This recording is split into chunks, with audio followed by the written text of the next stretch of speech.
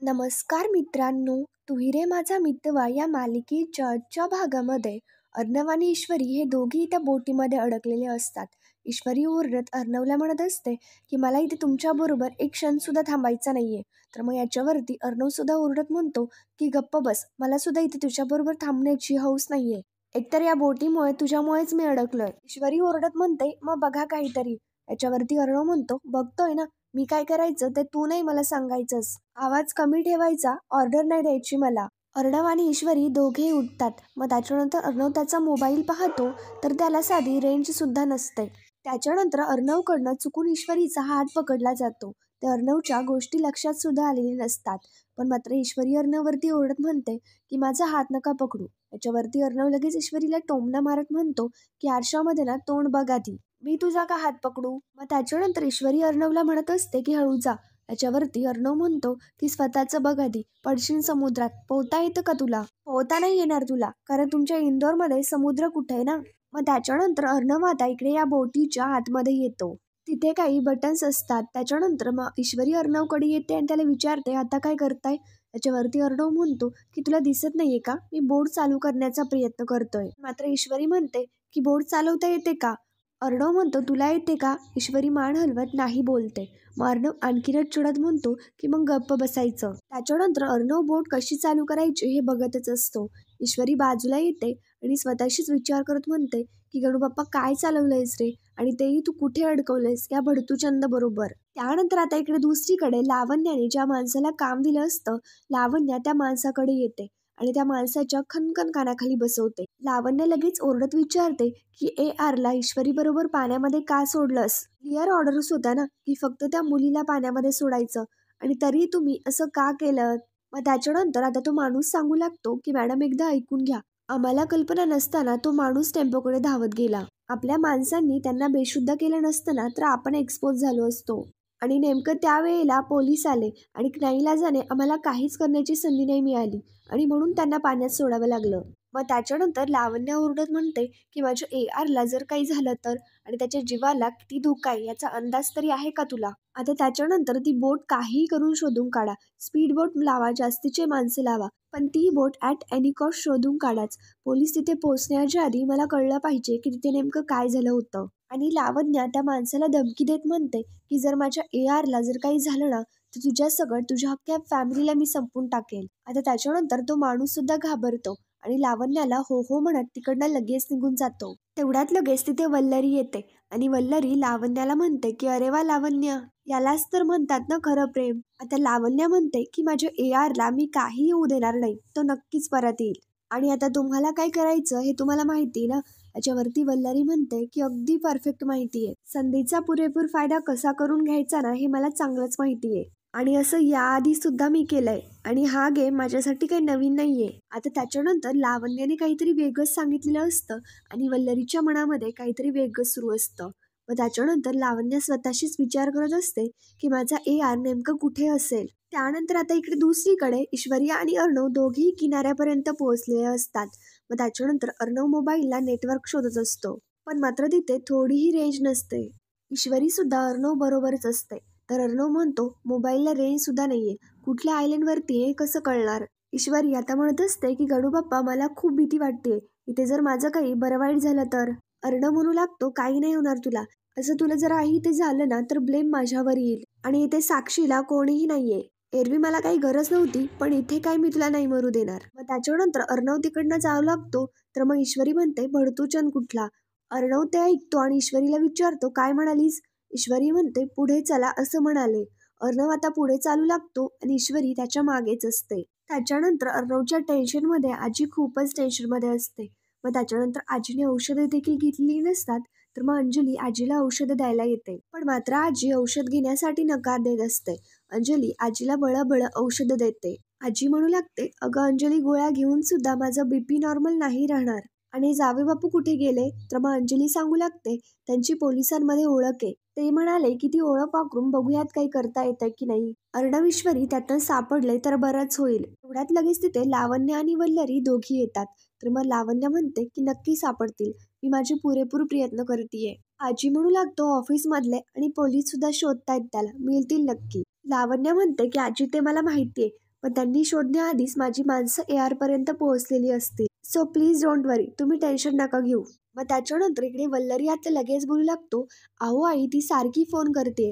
बिचारीने किती टेन्शन घेतलंय, ती एका सणाची सुद्धा उसंती नाहीये तिला. रात्रभर रडत होती, तिच्या डोळ्याला डोळा सुद्धा नाही लागला. लावण्य आता म्हणू लागते की एवढं काय त्यात, जेवढं पॉसिबल आहे तेवढे प्रयत्न तर करायलाच हवेत ना. लावण्य आणि वल्लरी या दोघेही नाटकं करत असतात, पण मात्र आजी, अंजली, आकाश यांचा कोणाचाच त्याच्यावरती विश्वास बसलेला नसतो. वल्लरी आता सांगू लागते, मी बघती ना तू काय काय करतेस ती. अहो अक्षरशः जीवाचं रान करते ही मुलगी. लावण्य लगेच म्हणू लागते की काही झालं तरी सुद्धा AR ला शोधून आणणारच मी. त्या ईश्वरीने AR ला किडनॅप करण्याची हिंमतच कशी केली. तिला मी असा धडा शिकवेल की पुन्हा ती AR कडे नजर वर करून सुद्धा बघणार नाही. पण मात्र आजी एकदम शांत असते. मग आता वल्लरी लगेच बोलते, अहो आई, ही मुलगी एवढं सगळं करते, पण मात्र हिच्यासाठी कौतुकाचा तुमच्या तोंडून एक शब्द सुद्धा नाही निघत आहे. पण त्या ईश्वरीवरती डोळे झाकून तुम्ही विश्वास ठेवताय. आणि आता बघितलं ना, जिच्यावरती डोळे झाकून विश्वास ठेवला तिनेच काय काय केलं ते. मग आता आजी लगेच बोलू लागते की वल्लरी, हे बघ, माझा BP ना आधीच वाढलाय आणि त्यात मला तुझ्याशी वाद घालायला नको लावूस. आणि कौतुक जर म्हणशील ना, तर ही लावण्या ईश्वरीवरती एवढे बेताल आरोप करत सुटलीये ना, कौतुकापेक्षा मला जास्त कीवच येते हिची. आजी आता स्वतःला खूपच त्रास करून घेत असते. तर अंजली आजीला शांत करत म्हणत असते की आजी तू प्लीज शांत हो. त्याच्यानंतर अंजली आता लावण्याला म्हणते, आणि लावण्य, मला एक सांगशील का, एवढ्या खात्रीने कसं काय बोलू शकतेस की हे सगळं ईश्वरीनेच केलंय. लावण्य लगेच अंजलीला म्हणते की ते AR आल्यानंतर आपल्याला समजेलच की नेमकं काय झालंय ते. त्यानंतर आता मामाच्या मोबाईलवरती एक मेसेज पडतो. मामा लगेच आकाशला लवकर न्यूज चॅनल ओपन करायला लावतात. मग न्यूज आता सुरू असते की आता सुप्रसार उद्योगपती अर्णव राजे शिर्के यांना त्यांच्याच PAने किडनॅप केलंय. आता हे सगळं ऐकल्यानंतर आजी, अंजली यांच्या सगळ्यांनाच खूप मोठा धक्का बसतो. तर आता त्याच्यानंतर TV मध्ये सुरू असतं, ईश्वरी देसाई नावाची ही मुलगी आत्ताच त्यांच्या ऑफिसमध्ये कामाला लागली होती. सात्विक फॅशनच्या इंदोर शो मध्ये याच मुलीने फ्लॉप करण्याचा प्रयत्न केला होता असं बोललं जात आहे. आता त्याच्यानंतर अर्णव आणि ईश्वरीचा जो सात्विक फॅशन मध्ये ईश्वरी पाय घसरून पडली होती तो व्हिडिओ आता त्या स्क्रीनवरती दाखवला जाऊ लागतो.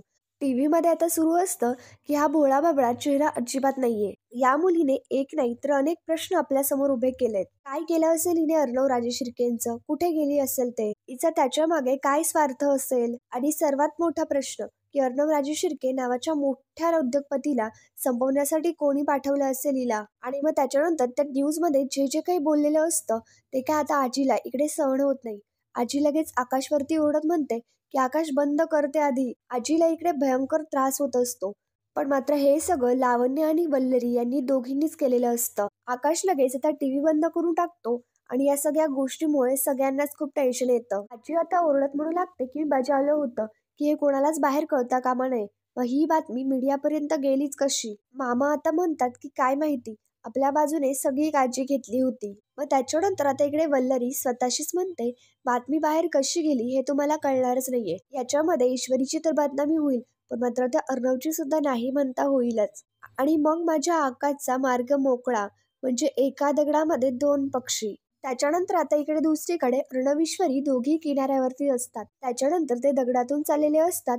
तेवढ्यात लगेच ईश्वरीच्या पायाला काहीतरी लागतं आणि त्याच्यातून रक्त येऊ लागतं. अर्णव लगेच ईश्वरीवरती ओरडत म्हणतो, चप्पल काय तुला डोक्यावरती ठेवायची होती का, चप्पल घालून नव्हतं चालता येत. याच्यावरती ईश्वरी आता म्हणते की अहो, मला या दगडातून नीट चालता येत नव्हतं म्हणून चप्पल हातामध्ये ठेवली होती. आता त्याच्यानंतर ईश्वरीच्या पायामध्ये तो दगड शिरलेला असतो आणि ईश्वरीला त्याच्यामुळे खूप त्रास होत असतो. ईश्वरी ओरडत असते. मग त्याच्यानंतर आता इकडे अर्णव ईश्वरीला म्हणतो 1 2 3 म्हणेल आणि 3 ला काच काढेल. मग त्याच्यानंतर अर्णव ती काच आपल्या हातात धरतो. ईश्वरी डोळे बंद करून घेते. अर्णव 1 2 3 म्हणणार, पण मात्र अर्णव 1 लाच ती काच काढून घेतो. मग त्याच्यानंतर ईश्वरी विचारते, सर तुम्ही तर 3 ला काढणार होतात ना याच्यावरती. आता अर्णव म्हणतो, तुला दुखलं असतं ना, त्याच्यामुळे 1 लाच काढली. अर्णव त्याच्या खिशातनं रुमाल काढतो आणि बांधायला लागतो. तर ईश्वरी ओरडत म्हणते की नाही नाही, मी नाही बांधून घेणार रुमाल, माझा काही दिमाग नाही खराब झाला. अर्णव लगेच ईश्वरीला म्हणतो, अरे वा, म्हणजे जेव्हा शिंपला पायात घुसला होता तो काढून घेताना नव्हता झाला का खराब, मग रुमाल बांधताना होईल का. अर्णव लगेच आता ईश्वरीच्या पायाला रुमाल बांधतो. मग त्याच्यानंतर अर्णव लगेच ईश्वरीवरती ओरडत म्हणतो की लक्ष कुठे असतं तुझं, तुला भान नाहीये का आपण कुठे आहोत, काय करतोय. इथे मोबाईलला रेंज नाहीये, आपल्याकडे बोट सुद्धा नाहीये, आणि त्याच्यामध्ये हे तुला काही खांद्यावर घेऊन मिरवायची हौस नाहीये मला. आधीच डोक्यावरती बसले ते काही कमी नाहीये. मला सांग किती जणांशी पंगे घेतेस ग तू? त्या गुंडांनी नेमकं तुला किडनॅप का केलं होतं? मग त्याच्यानंतर ईश्वरी म्हणू लागते, मी कोणालाच काही बोललेली नाहीये, फक्त तुमची कास तोडलीये तेवढंच. त्याच्यानंतर तेवढ्यात ईश्वरीला शिंक येते. अर्णव विचारतो हे काय? त्याच्यावरती ईश्वरी म्हणते, अहो सर्दी झाली, मला अशा वाऱ्यामध्ये लगेच सर्दी होते. आणि सर्दी काय परमिशन घेऊन नाही येत, ती तिची येते अचानक. आणि ईश्वरीला त्याच्यामुळे लगेच खूप शिंका सुरू होतात. अर्णव लगेच त्याचे कान बंद करतो आणि तिकडनं निघून जाऊ लागतो. त्यानंतर आता इकडे जयू घरी आलेली असते. नम्रता घडलेला प्रकार सगळा जयूला सांगते. जयू आता ओरडत म्हणत असते, अगं नमू, मी बाहेरगावी कामासाठी 2 दिवस काय गेले, तुम्ही दोघींनी एवढा मोठा कांड करून ठेवलात. काय गरज होती गणपती जागवत तिथे थांबण्याची? आपल्या घरामध्ये गणपती नाहीये का? तिथे जाऊन काय वेगळं पुण्य मिळणार होतं का तुम्हाला?